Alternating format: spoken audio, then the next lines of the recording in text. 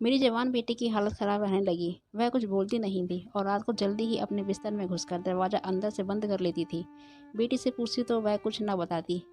फिर एक दिन मैं अपनी बेटी के कमरे में छुप गई। रात को जब उसने कुंडी लगाकर अपने कपड़े उतारे तो मेरे कदमों तले जैसे ज़मीन निकल गई, क्योंकि वह तो सच्चाई जानने के लिए मैं रात के अंधेरे में नीतू के कमरे में छुप गई। मेरी बेटी नीतू किसी गुलाब की कली की तरह खिल रही थी कि अचानक ही वह मुरझाने लगी। नीतू जवानी की सीढ़ियाँ चढ़ रही थी और ऐसे में हर माँ अपनी औलाद को लेकर बहुत ही ज़्यादा फिक्रमंद रहती है। और जब मैंने नीतू का इस कदर बदला हुआ रवैया देखा तो सच्चाई जानने के लिए मुझे यह कदम उठाना पड़ा। मुझे नीतू के कमरे में छुपे हुए कुछ ही देर गुजरी थी कि जब नीतू ने कमरे का दरवाज़ा बंद किया और कुंडी लगाने के लिए उसने अपने कपड़े उतार दिए। उसके बाद नीतू ने अपना मोबाइल फ़ोन उठाया तो मेरी जान ही निकल गई और उसके बाद जो कुछ मैंने देखा तो मेरे कदमों तले से ज़मीन निकल गई। मेरी जवान बेटी की हालत दिन ब दिन अजीब होती जा रही थी। ऐसा लगता था जैसे उसके अंदर कोई बुरी आत्मा घुस गई हो। हर वक्त हंसने बोलने वाली नीतू बिल्कुल ही खामोश हो गई थी। मुझे समझ नहीं आ रहा था कि नीतू को आखिर क्या हुआ है, जो ना वह बात करती है और ना ही ढंग से मेरी किसी बात का जवाब देती है। पहले मैंने सोचा कि क्यों ना उसे किसी बाबा को दिखा दूं, लेकिन फिर अचानक ही मुझे एहसास हुआ कि वह बात नहीं है जो मैं समझ रही हूँ। बात तो कुछ और ही है। और जिस तरह सच्चाई खुलकर मेरे सामने आई, मेरी जान निकल गई। मुझे तो अंदाज़ा ही नहीं था कि मेरी बेटी कब इतनी बड़ी हो गई कि मुझसे बातें छुपाने लगी थी। नीतू में अचानक ही बदलाव आए थे। नीतू रात को जल्दी ही अपने कमरे में सोने के लिए चली जाती और खुद को अंदर से बंद कर लेती, जबकि पहले वह कमरे का दरवाज़ा थोड़ा सा खोलकर सो जाया करती थी। हमारे घर में मेरे और नीतू के अलावा था ही कौन। हाँ, कुछ दिन पहले मेरे ऊपर वाली मंजिल के कमरे में एक किराएदार को रखा था, क्योंकि हमारा गुजारा बहुत मुश्किल से हो रहा था। वह एक बहुत अच्छा और नेक लड़का था जो ऊपर की मंजिल में एक कमरे में रहता था। उसका आना जाना भी हमारे ही दरवाजे से था, क्योंकि घर में एक ही रास्ता था। लेकिन वह मुझे बहुत अच्छे संस्कार का लड़का लगता था, इसलिए मुझे कभी उससे कोई परेशानी नहीं हुई। वह मुझे मौसी जी कहता था और नीतू को अपनी छोटी बहन मानता था। लेकिन पिछले कुछ दिनों से नीतू को लेकर मैं ज़्यादा परेशान रहने लगी थी। वह इस कदर खामोश हो गई थी कि मुझे समझ नहीं आता था कि उसे क्या हो गया है। पहले तो मैं जैसे ही फैक्ट्री से आती वह मेरे आगे बैठकर अपने दिन भर की दास्तान सुनाती। मेरे पीछे घर में एक पत्ता भी हिलता तो नीतू मुझे उसकी खबर जरूर देती। नीतू की कोई सहेली नहीं थी, इसलिए इसके लिए जो कुछ भी था वो मैं ही थी। लेकिन अब मैं जब भी घर आती तो नीतू का रवैया कुछ अलग सा लगता और खाना खाने के बाद वह जल्दी ही अपने कमरे में जाकर दरवाज़ा बंद करके सो जाती। उसके चेहरे पर मुझे अजीब सा डर महसूस होने लगा था। नीतू के बाबा की मृत्यु के बाद मैंने नीतू को अपनी पलकों पर बिठा कर रखा था और उसे कभी किसी चीज़ की कमी नहीं होने दी थी। मैंने उसकी हर इच्छा को मुंह से निकलते ही पूरा किया था। नीतू के बाबा मरने से पहले मेरे नाम पर यह घर कर गए थे, जिसमें नीचे 2 कमरे और एक आंगन था, जबकि ऊपर वाली मंजिल पर एक छोटा सा कमरा बना हुआ था। और अब मैंने पहली बार इस कमरे को किराए पर चढ़ाया था। जिस लड़के को मैंने किराए पर रखा था वह किसी दूसरे शहर से यहाँ जॉब करने के लिए आया था और वह सुबह होते ही मेरे साथ ही घर से निकल जाता और नीतू सारा दिन घर में अकेली होती। नीतू ने पढ़ाई जल्दी ही छोड़ दी थी। उसे पढ़ाई में कोई दिलचस्पी नहीं थी और उसके जिम्मे घर के कामकाज भी थे, क्योंकि मैंने तो नीतू के बाबा की मृत्यु के बाद से ही एक फैक्ट्री में नौकरी करना शुरू कर दिया था। माहिर को किराए पर रखते वक्त मुझे इस बात का सुकून था कि वह मेरे साथ ही अपनी जॉब पर निकल जाता है और शाम ढलने पर ही वापस आता है। लेकिन अब मेरी फैक्ट्री की छुट्टी के बाद मैं जब घर आती तो कभी कभी वह मुझसे पहले पहले ही आया हुआ होता। उसका नाम माहिर था और उसे देखकर मुझे यकीन हो गया था कि उसका संबंध किसी अच्छे खानदान से है। इसलिए मैंने उसे अपने घर में रख लिया था, क्योंकि मुझे पैसों की ज़रूरत थी। नीतू जवान हो रही थी। वह 17-18 साल की उम्र में ही बहुत बड़ी लगने लगी थी, इसलिए मैं जल्दी ही उसकी शादी करना चाहती थी। नीतू के बाबा की मृत्यु के बाद मैंने अकेले ही घर और उसकी जिम्मेदारी उठाई थी और उसे किसी सौतेले बाप के साये में पलने नहीं दिया था। लेकिन पहले ही नज़र में वह किसी के बारे में हर बात तो नहीं जान सकते ना। शायद मुझे भी माहिर को जानने में कोई गलती हो गई थी। कभी कभी जैसा कोई दिखता है वैसा वह होता नहीं है, और अब मुझे भी उसके साथ रह रह कर यही एहसास हो रहा था। फैक्ट्री से जो मुझे सैलरी मिलती उसमें से घर का खर्चा ही चला पाती और वह पैसे महीने भर में ही ख़त्म हो जाते। नीतू की शादी के लिए मुझे और पैसों की ज़रूरत थी और इसीलिए मैंने माहिर के ऊपर वाला कमरा किराए पर दिया था, ताकि मैं जल्दी से जल्दी नीतू की शादी के लिए पैसे और जोड़ सकूं और फिर अच्छा सा रिश्ता देखकर उसकी शादी कर सकूं और अपनी जिम्मेदारी से आज़ाद हो जाऊं। लेकिन नीतू की पीली पड़ती रंगत और चेहरे के डर ने मुझे अजीब सी बेचैनी में डाल दिया था। मैंने कई बार नीतू से पूछा कि कोई दिक्कत है तो बताओ, लेकिन नीतू ने एक भी शब्द नहीं कहा और खामोश रही। वह मेरी बेटी थी, उसे अगर धक्का भी लगता तो घंटों मेरे आगे बैठकर रोती, क्योंकि मैंने उसे बहुत लाड से पाला था। लेकिन अचानक ही उसमें इतने ज़्यादा बदलाव आए थे कि मैं खुद परेशान हो गई थी। बचपन में एक बार नीतू साइकिल चलाते चलाते गिर गई थी और उसके हाथ पैरों में ज़रा ज़रा सी खरोच आ गई थी, लेकिन 2 दिन तक बिस्तर से नहीं उठी थी। कुछ महीनों पहले ही उसने अपने हाथ पर गरम गरम दूध गिरा लिया था और फिर अगले 2 दिन तक वह डर के मारे किचन में नहीं आई थी। और वह 2 दिन मैंने घर में ही गुजारे थे। नीतू ने मुझे फैक्ट्री भी नहीं जाने दिया था। तो फिर ऐसी क्या बात हो गई थी जो नीतू मुझे नहीं बता सकती थी। एक दिन मैं उसे एक बाबा के पास ले जाने का सोच रही थी, जो मेरे घर से कुछ दूरी पर ही था, और लोगों की एक बहुत बड़ी लाइन अपनी परेशानी लेकर उस बाबा के पास आती थी। लेकिन जब मुझे अंदाज़ा हुआ कि मसला आत्मा का नहीं है, बल्कि नीतू मुझसे कोई बहुत बड़ी बात छुपा रही है, और यही बात जानने के लिए मैंने आज फैक्ट्री से छुट्टी कर ली थी। अब अभी मैं आंगन में बैठी सोच ही रही थी कि किस तरह से नीतू से पता करूं, कि तभी मैंने माहिर को घर में दाखिल होते हुए देखा। उसके चेहरे पर मुस्कुराहट जैसी फैली हुई थी और आते ही उसने मुझे नमस्ते करके नीतू की तरफ देखा। उसे दिन में घर पर देखकर मैं हैरान हो गई, क्योंकि उसकी जॉब तो शाम तक की थी और अभी तो दिन के 12 बज रहे थे। और यह सोचकर मुझे परेशानी हुई कि क्या वह अक्सर ही ऐसे दिन में घर लौट आया करता था। माहिर मेरे साथ ही बैठ गया और उसे देखकर नीतू जल्दी से किचन की तरफ चली गई। लेकिन माहिर की नज़रें लगातार उसी की तलाश में थी और वह मुझसे बात करते हुए बार बार किचन के दरवाजे की तरफ ही देख रहा था। मैंने माहिर से पूछा कि तुम्हारी जॉब कैसी चल रही है। तब उसने बताया कि फ़िलहाल वह नौकरी ढूंढ रहा है और जल्दी ही उसे जॉब मिल जाएगी। उसकी बात सुनकर मैं चौंक गई, क्योंकि वह तो एक बड़ी कंपनी में जॉब करता था। फिर वह नौकरी क्यों ढूंढ रहा था। माहिर कहने लगा कि मौसी जी, 15 दिन पहले ही मेरी जॉब ख़त्म हो गई है और अब मैं नई जॉब की तलाश में हूँ। वह बता रहा था कि रोज़ ही कुछ घंटे नौकरी की तलाश में सड़कों पर घूमता है, लेकिन आज के दौर में नौकरी मिलना इतना आसान काम नहीं है। वह तो और भी बहुत कुछ कह रहा था, लेकिन मेरा दिमाग एक ही बात पर अटक गया था कि वह पिछले 15 दिन से दिन के वक्त घर में मौजूद रहता था और नीतू ने इस बारे में मुझे अभी तक कुछ नहीं बताया था। मेरे पीछे घर में नीतू अकेली होती थी और माहिर के घर में मौजूद रहना मेरे नज़दीक बहुत ही अजीब बात थी। मेरे दिल में अजीब अजीब ख्याल आने लगे थे। नीतू की रोज़ ब रोज़ बिगड़ती हुई हालत और माहिर की नज़रें मुझे किसी अनहोनी का पता दे रही थी, और जो कुछ मेरे दिमाग में चल रहा था वह बता भी नहीं सकती थी। दोपहर के खाने के वक्त मैंने बातों बातों में नीतू से माहिर के बारे में सवाल किए, तो वह चौंक कर मुझे देखने लगी। उसके बाद वह हाँ हूँ मैं जवाब देती हुई 4 लुकमे खा कर उठ गई। मैंने नीतू को आवाज़ देकर कहा कि आज तो तुम्हारी पसंद का खाना बना है, फिर क्यों इतनी जल्दी उठ गई हो। नीतू पलट कर मेरी तरफ देखकर मुस्कुराई और कहने लगी कि माँ, गर्मी इतनी है कि कुछ खाने की इच्छा ही नहीं होती। नीतू की यह बात मुझे और परेशान कर गई, क्योंकि नीतू को हमेशा से ही गर्मियाँ पसंद थी। सर्दी तो उसे बर्दाश्त ही नहीं होती थी। वह बहुत सारे कपड़े पहनने के बावजूद भी कांपती रहती। सारी सर्दी उसे बहुत खांसी होती और वह बहुत परेशान रहती। आज वही नीतू गर्मी से परेशान थी। जब वह सोने के लिए अपने कमरे में जाने लगी तो मैंने कहा कि बेटी, कमरे का दरवाज़ा खुला रख कर सोना, गर्मी बहुत है। वह कहने लगी, माँ, मुझे दरवाज़ा बंद करके ही नींद आती है। अगर मैं दरवाज़ा खोल कर सो जाती हूँ तो बार बार आँख खुलती है। मैंने एक गहरी नज़र नीतू पर डाली, जो सर से पाँव तक बदली हुई महसूस सी हो रही थी। नीतू तो हमेशा ही मेरे कमरे में सोने के बहाने ढूंढती थी, लेकिन मैंने खुद से कुछ वक्त पहले ही उसका कमरा अलग कर दिया था। मुझे यह फिक्र सताती, क्योंकि एक न एक दिन नीतू को विदा होकर जाना ही है, और अगर वह मेरे इतने करीब रहेगी तो मेरे लिए उसे विदा करना बहुत मुश्किल होगा, क्योंकि इतनी बड़ी दुनिया में मेरे नीतू के अलावा कोई नहीं था। और उसके जाने के बाद मैं बिल्कुल अकेली हो जाती। मेरी बेटी जवान हो रही थी और जवान बेटियों की माएँ अक्सर ही फिक्रमंद रहती हैं, और कुछ ऐसा ही हाल मेरा भी था। न जाने क्यों सुबह से ही माहिर का वजूद खटक रहा था।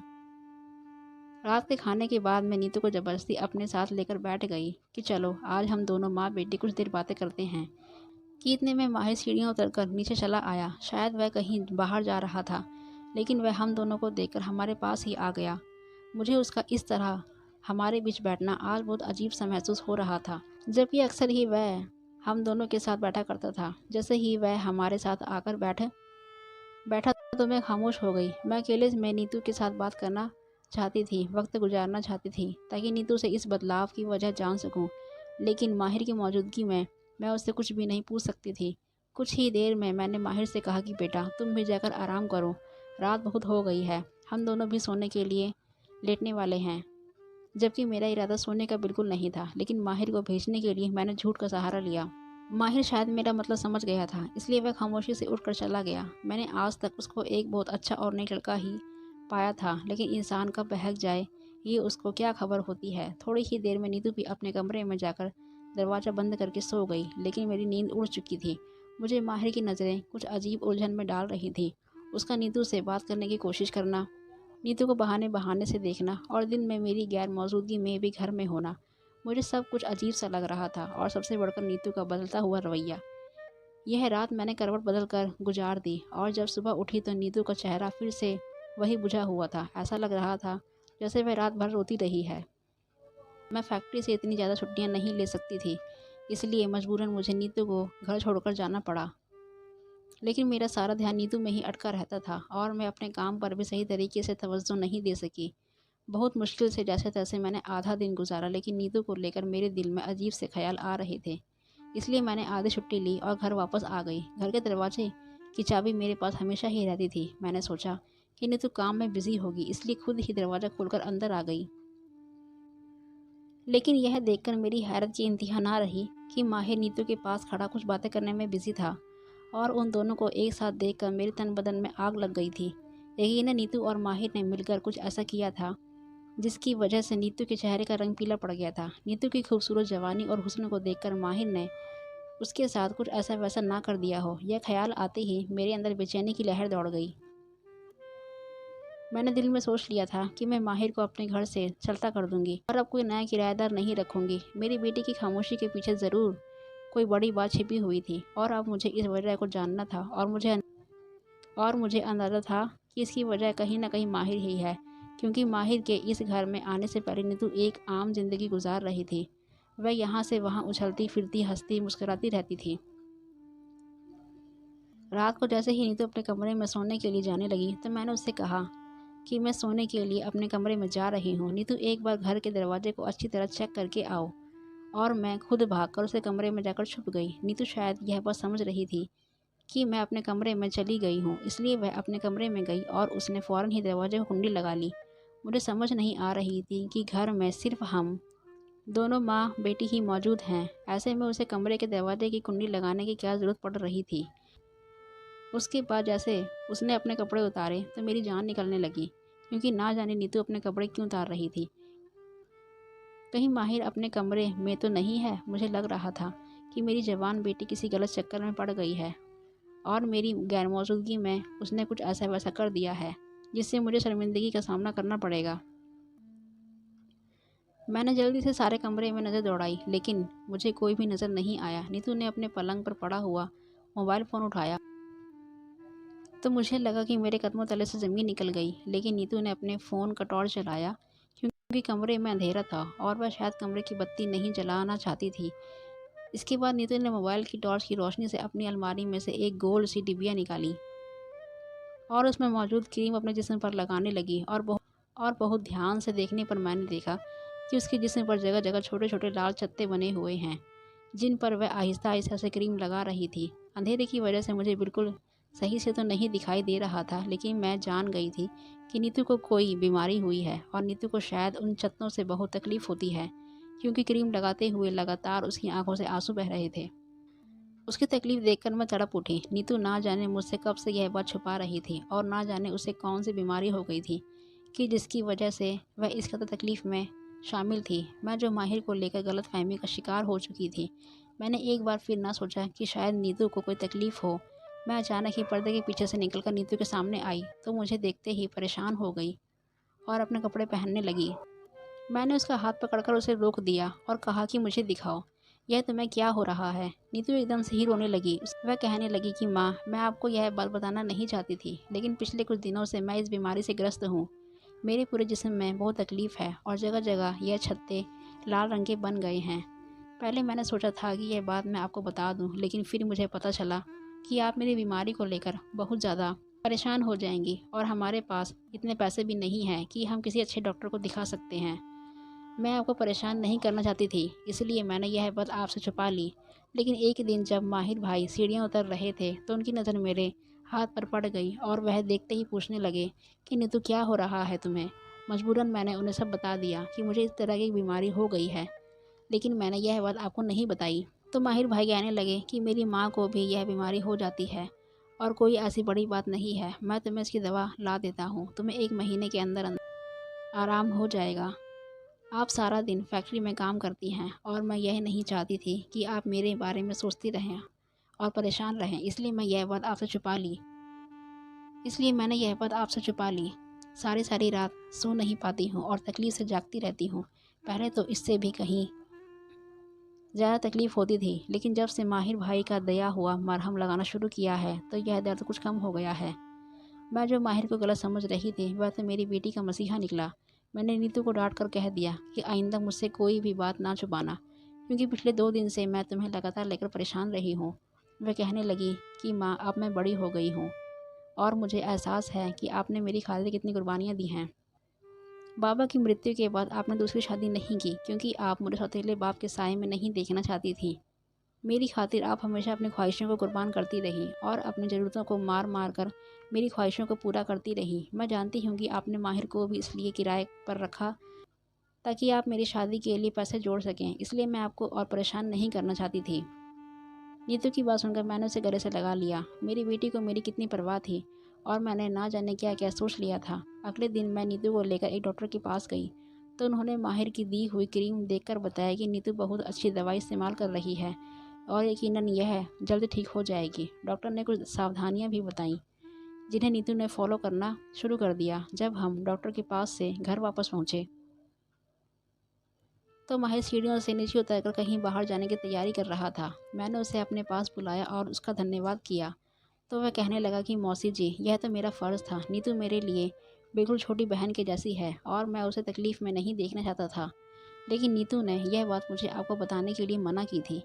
मैंने उससे पूछा कि माहिर, तुम कहाँ जा रहे हो? तो वह मुस्कुराकर कहने लगा कि मौसी जी, मेरी एक बहुत अच्छी जगह जॉब लग गई है और मैं मिठाई लेने के लिए जा रहा हूँ। यह सुनकर मुझे बहुत खुशी हुई और मैंने पूरे दिल से माहिर को जॉब मिलने पर बधाई दी। वह वाकई में एक नेक और अच्छा लड़का था जिसने मेरी गैर मौजूदगी में मेरी बेटी की भलाई की थी। वह नीतू को वाकई अपनी छोटी बहन की तरह मानता था और उसने भाई होने का हर फर्ज निभाया था।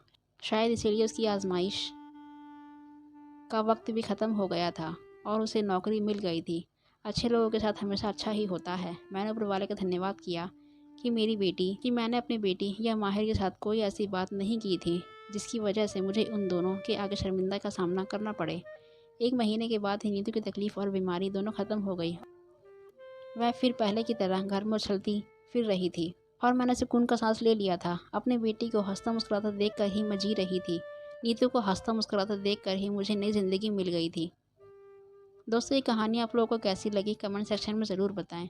ऐसे ही लेटेस्ट कहानियों को सुनने के लिए आज ही चैनल को सब्सक्राइब करके बेल आइकन को ऑन कर लीजिए ताकि आने वाली वीडियो का नोटिफिकेशन आपको सबसे पहले मिल सके। मैं मिलती हूँ आपसे नेक्स्ट वीडियो में, तब तक के लिए थैंक यू।